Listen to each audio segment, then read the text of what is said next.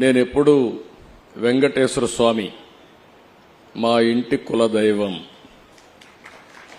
మా ఇంట్లో నుంచి నేరుగా చూస్తే మంగాపురం సైడు గోపురం అక్కడంతా కూడా 3 నామాలు కనబడుస్తూనే ఉంటాయి. ఇంట్లో నుంచి పైనెక్కి చూస్తే తిరుమలలో ఉండే 3 నామాలు ఇంటి దగ్గర నుంచి చూసే అవకాశం వస్తుంది. నేను నమ్మిన దేవుడు, నమ్ముతున్న దేవుడు, నేను ప్రార్థించే దేవుడు వెంకటేశ్వర స్వామి అని చెప్పి కూడా నేను మీకు తెలియజేస్తున్నా. ప్రతిరోజు ఒక 2 నిమిషాలే నేను ఒకటే కోరుకుంటాను. దండం పెట్టుకొని 1 నిమిషం ప్రార్థన చేసి,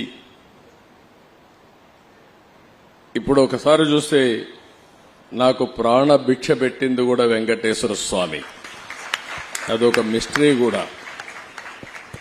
2003లో నా మీద 23 క్లేమోర్ మైన్స్ ని బ్లాస్ట్ చేస్తే సాక్షాత్తు వెంకటేశ్వర స్వామి నాకు ప్రాణభిక్ష పెట్టాడు. ఏదో చెయ్యాలని ఆ రోజు నన్ను కాపాడాడు.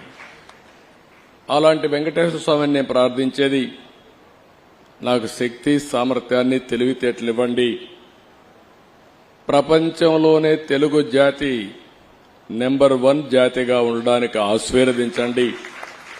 ప్రపంచంలోని ఇండియన్స్ అందరూ కూడా గ్లోబల్ సర్వీసెస్ అంటే ప్రపంచంలో ఉండే ప్రజలకు సేవలు అందించే అవకాశాన్ని కల్పించండి. ఈ దేశంలో పేదరికం లేని సమాజం, అందుకే ఇటీవల నేను మాట్లాడుతున్నా జీరో పావర్టీ. మనందరి బాధ్యత. సమాజం మనకి ఇవన్నీ ఇచ్చింది.